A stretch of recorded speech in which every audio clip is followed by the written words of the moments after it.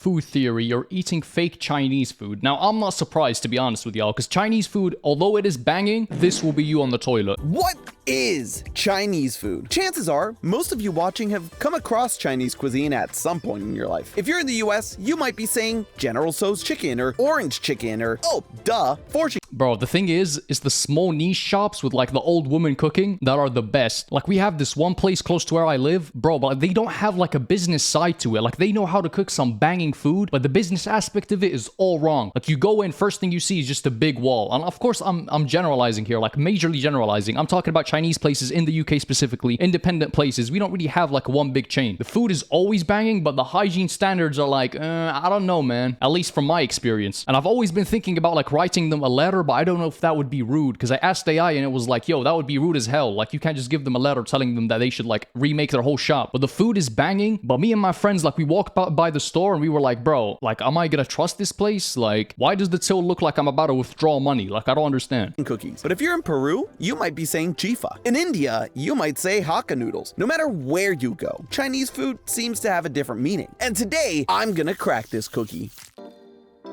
Hello, Internet! Welcome. Hot take, Chinese food is so much better than Japanese food. Like, don't even get me started. We'll get into that in a bit, because I already know people have clicked off already. To Food Theory, the show that makes a really funny opening every time. A couple weeks back, I made a video talking about American food and the effect it was having on tourists visiting for the World Cup. During the episode, American food? Bro, there's no such thing as American food, bro. American cuisine is just a bunch of other people's cuisine put together. I mentioned how the Chinese food that most of us in the US and other countries are accustomed to are so far removed from authentic Chinese cuisine that it's almost something else entirely. I asked you guys to comment if you wanted me to dive in, and boy, did you. I hate when people say that though, because obviously, yeah, it's not the same thing that's cooked in China, but it's made for our taste buds as like foreigners. Like, although it's not like authentic like Nigerian food, don't get me started, bro. But if you go to a Nigerian friend's house and you try their food, like what is that rice thing that comes in like balls? You eat it with your hand and you dip it in like sauce. I once went to my Nigerian friend's house, bro. I can't lie. Like when you get it from takeaway, they've like perfected the recipe for your taste buds, but like Nigerians would like it different. Let's just put it that way. Like I can't lie, it was not it, bro. Respectfully. Honestly, super awesome. And I have to say, it's times like these where I love what I do and love the platform I do it on. Like this episode has been one that I've wanted to do for a long time, but wasn't sure if it would be one that people would be interested in. In fact, it's been so long that I've wanted to do this that it and an idea on MSG was actually one of the scripts I auditioned with when I was interviewing for the role of creative director here a cool 3.5 years ago. But now with your interest, I decided to— Bro, I miss Matt Pat, bro. No diss to this guy, but Matt Pat was like, he was the OG. Like you'd watch him back in the day. He had a bit of nostalgia to him. I like when they do episodes where it's like crossovers, but he's been one of the better ones. Like he's transitioned. Like what's the guy who like replaced himself with AI? Like the goofy looking motherfucker who hit this emote once.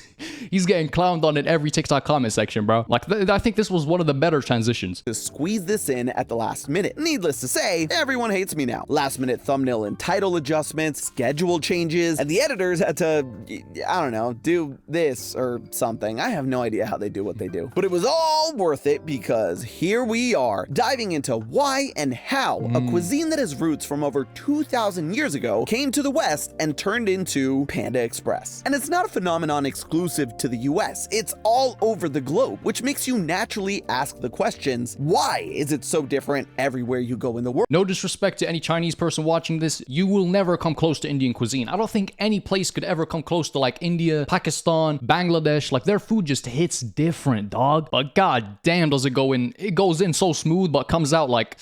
You got what I'm saying? Like it's gonna be burning on the toilet, but it's banging while it's going in.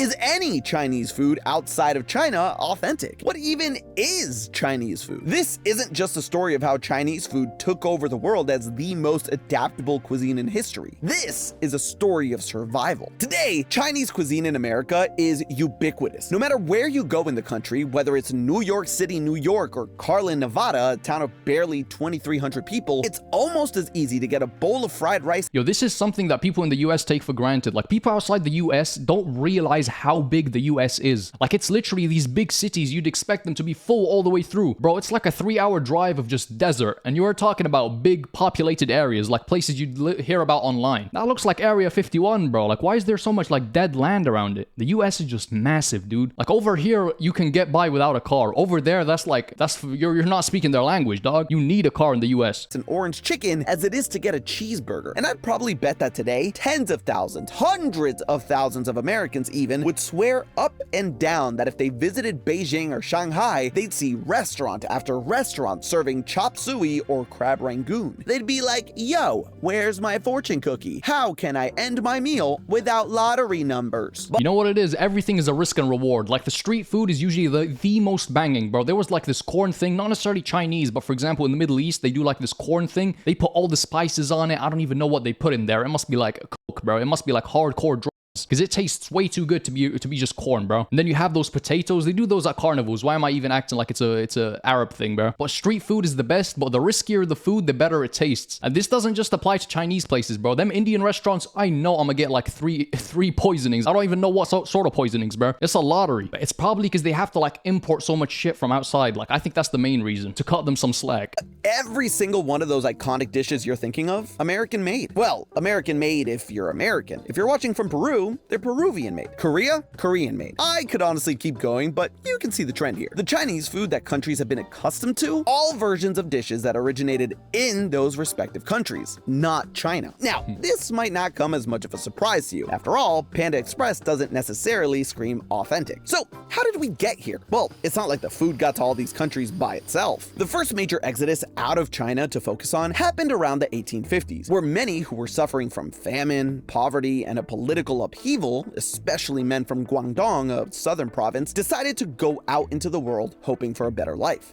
That's something people really take for granted, bro. Nowadays, no one is like starving, especially not in the West. Like, obviously, there are people like starving in really poor areas, and like areas like North Korea where they're literally just not allowing foreign aid. But that's something we take so for granted, bro. Like 100 years ago, people were literally dropping dead out of hunger. Like, that happens nowadays. I'm not trying to discredit that, but at the same time, it's at a much smaller scale. Like, you had whole ass countries, like millions and millions of people dying because they were hungry. You don't see that nowadays. Correct me if I'm wrong. The United States was a premier destination for exactly that at the time because of the gold rush. Hundreds of thousands of migrants traveled across the country in the hopes of finding wealth beyond imagination. And in that group were thousands of Chinese immigrants who left their homes to find fortune in California, or as it came to be known, Gamsan, Gold Mountain. It was actually here that the first Chinatown in the United States was established, in San Francisco. Unfortunately, it was far from the fantastical place they'd heard of, and very quickly the population experienced rejection, racism. You know how boring life would be? Like, I know this is such a cliche point, like to use, like, oh, we should all unite together, which absolutely, it's a correct message, but I know it's like a cliche point, but it's genuinely, like, something about it is so beautiful, just stepping into, like, not even moving that much and just experiencing a completely different culture, completely different. There's something so beautiful about that.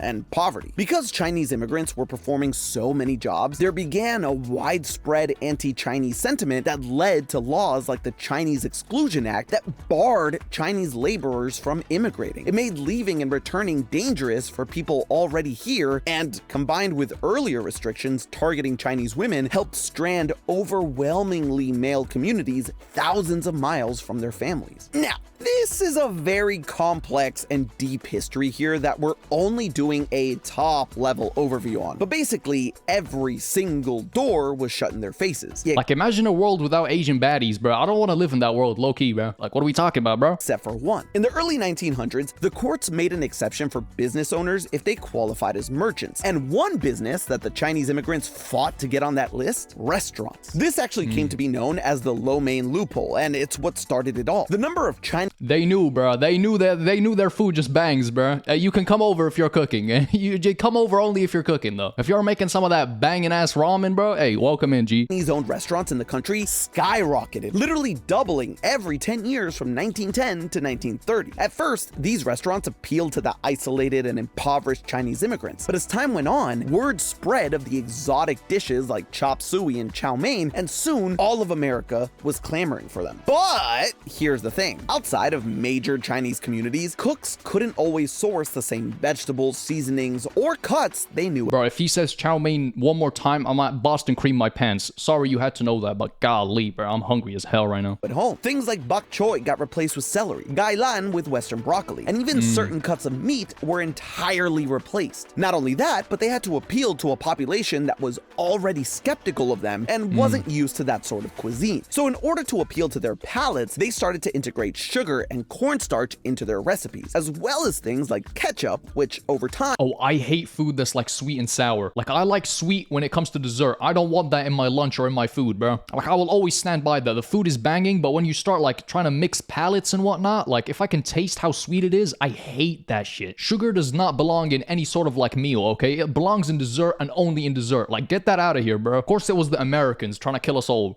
Gave us General Tso's I'm just playing, bro. Chill. Like, most of my audience is from America, so I low-key can't be hating too much, bro. chicken and other stir-fried dishes like sweet and sour chicken, staples in Chinese American cuisine to this day. To tell the truth, this history does make me feel better that it's not all a complete fabrication. The roots are truly authentic. It's not like it was all created by a white guy named Mike. And despite ragging on Panda Express, it was actually founded by a first-generation immigrant, Andrew, and I apologize for this pronunciation, Char, taking decades. Oh my god, bro. If you have any Asian friends, they always have like the most white names ever. And if you try getting their Chinese name out of them, like you have to turn into like Detective Conan. Real ones know what Detective Conan is. You have to turn into like Sherlock Holmes to find out what their real Chinese name is, bro. But if you have a Chinese friend, make sure that they like it, bro. But low-key, if you know their real Chinese name, like you build like a closer connection, bro. Like I don't want to call you by some name that you adopted like a year ago. Obviously, if that's what you want, then absolutely. But at the same time, like knowing how to pronounce people's name is not something that's insignificant. That applies to everybody. For example, Arab people. Like it's not Mohammed, it's Muhammad. Try pronouncing it. Like you will get closer to people. It matters. It's the name they hear pronounced at home. It's the name they hear when they're like with people they're comfortable with or the people they feel closest to. So trying to be more inclusive of that and like getting their names right is such an easy, like simple thing you might think, but it truly does show that you care. Decades worth of learnings to evolve and appeal to the American palate. And honestly, if this were only an American story, we could probably end the episode here. Chinese immigrants arrived, America rejected them, restaurants became a path to survival, and the food changed to fit American tastes. Mystery solved. Except this happened everywhere, and not everywhere did the same story play out. Peru's story began just as brutally, but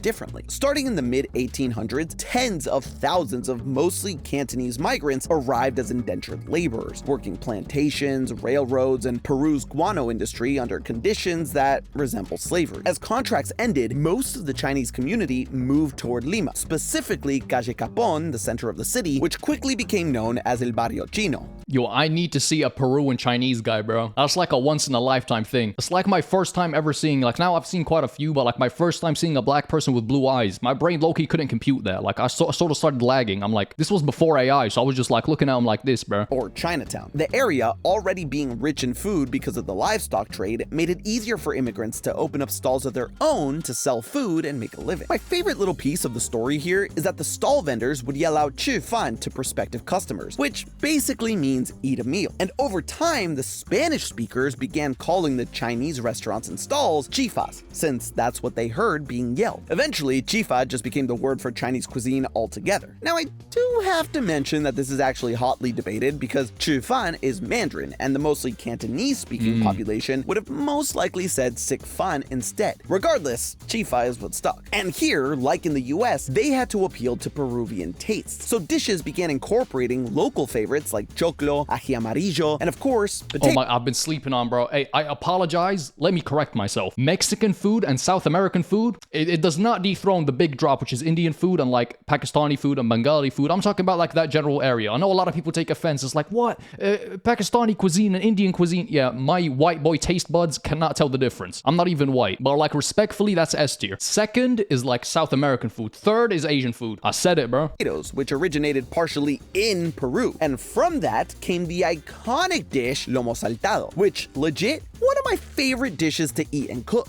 I mean, come on! Stir-fried steak, red onion, scallion, rice, french fries, all in a deliciously savory sauce? It's elite. And deliciously savory is sort of a key phrase here. Peruvian cuisine relied more on tangy, spicy, and umami-centric dishes than American cuisine at the time, which is where a massive branch-off occurred in this history. Chinese-American cuisine began to rely on sticky, sweet sauces and deep-fried meats. Oh my god, everything bad originates from America, bro. I just gotta say it, bro. I know like 60% of y'all are American, bro. Hey, God bless George Washington's America, okay? Chill, do not unsubscribe. But dead ass, bro, why did y'all have to put sugar in lunch, bro? Like, what is wrong with y'all? Sweet and sour? I genuinely just gagged. Like, I was about a Boston cream when he was talking about the steak stir fry. Now I'm like, it's like I jumped into cold water, gang. To create hybrid dishes, where chifa stuck with soy, garlic, vinegar, and heat from peppers and created a true fusion of cuisines. But despite the differences, both are rooted from the same Guangdong region in southern China. Bro, that's like they did the kame flippin' ha, bro. Like they did the fusion dance. You got South American food and Chinese cuisine, number 2 and number 3. Bro, that might low-key rival number 1. Like they did the fusion dance, twin. Like we're one meal now. Double the goodness. Oh shit. I might have to reorganize my priorities, bro. I might have to next time I might have to go to some Peruvian ass takeaway. It actually goes for Indian Chinese cuisine, though there it originates from a specific community, Hakka, which immigrated to India around the late 18th century and settled in Kolkata, which was Calcutta back then. The obstacle they faced was that their cuisine was too mild flavored, so they incorporated the strong aromatics, spices, and local vegetables that the rest of the population was familiar with, creating stir-fry staples like Hakka noodles and chicken Manchurian. Indo-Chinese cuisine became a much more flavor-intense and vegetarian-focused cuisine. The migration... Ooh, they ruined it there. Oh, I was about to start glazing, bro. Vegetarian, I'm sorry, bro. Like, save it for the vegan teacher, twin. Yo, save it for the vegan teacher. I know red meat is bad and whatever, but come on, bro. Like, as a meat... Well, hold up. I was about to say meat enjoyer. Pause. Obviously, I respect everyone's boundaries, but me personally, it's a must, bro. From the south of China also reached all the way up to Japan, where despite a long history between the two countries, it's the southern Chinese influence in the 19th century that ramen would eventually evolve from. Though it wouldn't be until after World War II that ramen would become the powerhouse dish it is today across the country. Yo, go to like one of them rundown Chinese like stores, not a takeaway, just go to one of them rundown Chinese stores and buy like everything you see. Just get one of everything. It's like the worst thing possible for your health, but it is too banging. Like everything with any sort of Asian writing, just cop it. Trust me. Like there's those tofu packets, like flavored tofu. You're meant to put them on like food, but fuck that. I just eat it like it's chips, bro. Oh my god, it hits different, bro. If you're not gonna eat tofu because it has soy in it, like bro, you've got bigger problems to worry about, gang. Like it be the people that take least care of their health, never seen a gym before. No, but it ruins my testosterone, bro. You can have all my testosterone. The food is too good, bro.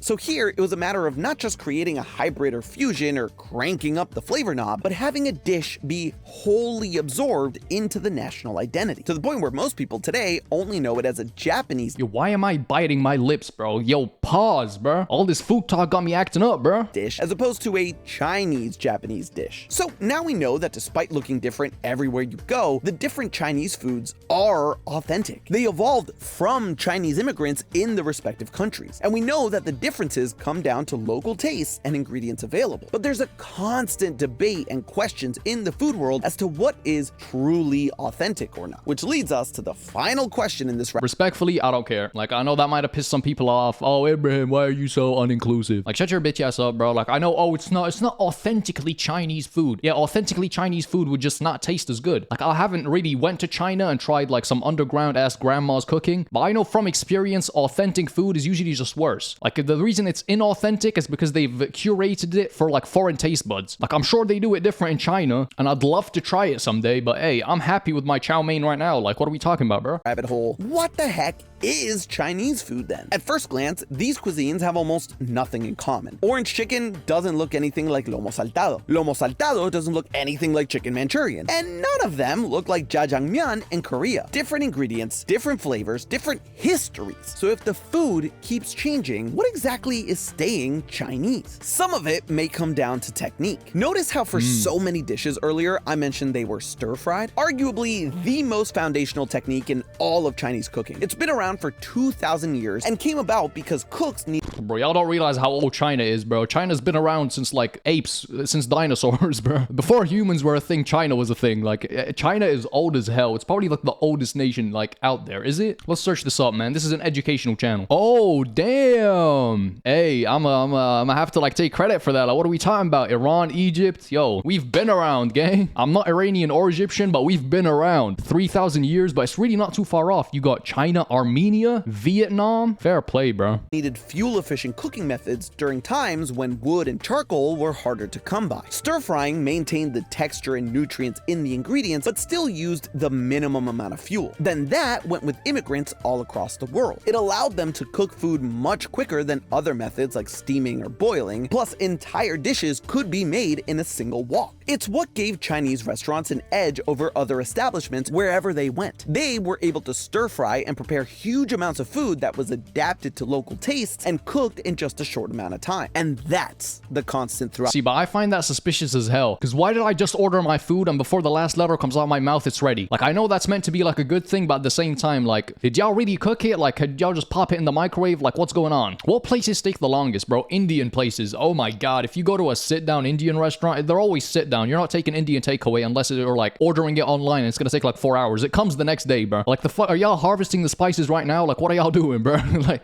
can I have my chicken biryani? Like, what are we doing? The world when it comes to Chinese food. It's adaptability. Traditional recipes that left the ports in Guangdong were molded to the new lands they touched down in, each in their own way. Whether through persecution, lack of similar resources, or assimilation, the cuisine began to fit the needs of the immigrants in every country they found themselves in to help them survive. But the reason this cuisine is so adept at doing that is because for thousands of years it was doing it internally before expanding to the rest of the world. Now, but what happened to these trims? Chinese people really nerfed themselves, bro. They used to be looking like straight anime characters, dog. Like, this trim needs to come back, low-key. Like, I know people on TikTok would be clowning on y'all for real, but y'all gotta embrace it, gang. Just give it like a year. Trust me, this is tough, bro. I don't even give a fuck. On some real shit. I ain't even like being sarcastic right now. Internally before expanding to the rest of the world. Now, here's the thing. Every country has regional dishes, but China is kind of on a whole other level. I mean, it's the size of a continent all by itself and has an insane amount of climates, from a tropical south to a subarctic north. So different regions each developed their own cuisine based on what was available to the people. 8 major regional cuisines developed: Sichuan, Hunan, Cantonese, Fujian, Jiangsu, Zhejiang, Anhui, and Shandong. By their powers combined, they are Captain Chinese food. Kinda. There's even more variations within, but these are the predominant ones. Not only did each of these regions adapt to their unique and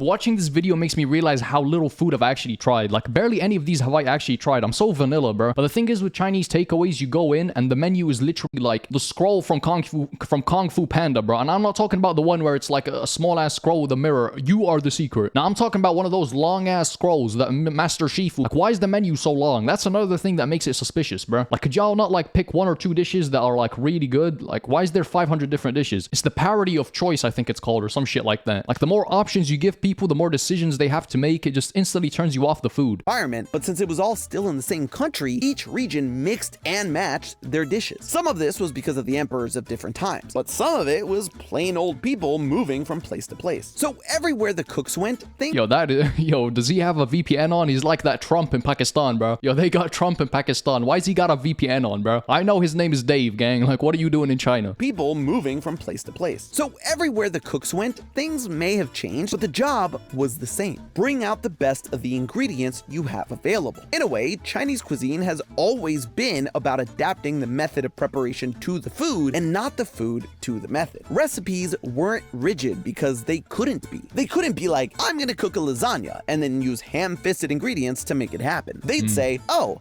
this is what I gotta work with? Well, guess we're freestyling. And with techniques that connected the country, whether it was stir-frying or steaming or whatever, they created something new every time. It's no wonder that Chinese food was able to spread everywhere else. It's a cuisine built around adaptation. It can take on a whole new look anywhere it goes, but stays undeniably, authentically Chinese. American Chinese food, Peruvian Chinese food, Korean Chinese food. I mean, that's just the name, though. Like, the flavor profile stays intact somewhat, except in the US where they got sweet and sour. Man, get the fuck out of here, bro. I'm still angry about y'all about that shit, bro. Food. All of them authentic. And what we tend to call authentic Chinese food is really just Chinese food. So what is Chinese food? It is is General Tso's chicken. It is jifa. It is Hakka noodles. No matter where you go, Chinese food. Man, what sort of conclusion is this? This is like the power of friendship type of conclusion, bro. It's like a Naruto conclusion. No, we're friends. We should stop fighting. Bro, can you use the Rasengan and like kill him? Like, why are y'all talking? What am I watching? A political debate? I'm unsatisfied with this conclusion, but W video though. Changes its meaning to survive. It's whatever it needs to be, wherever it may be. But hey, that's just a theory. A food theory. Buen provecho. All right, bro. Hey, if you guys enjoyed, subscribe. I love every single one of y'all. And yeah, thank you to all my Chinese brethren for giving us some banging food. See ya.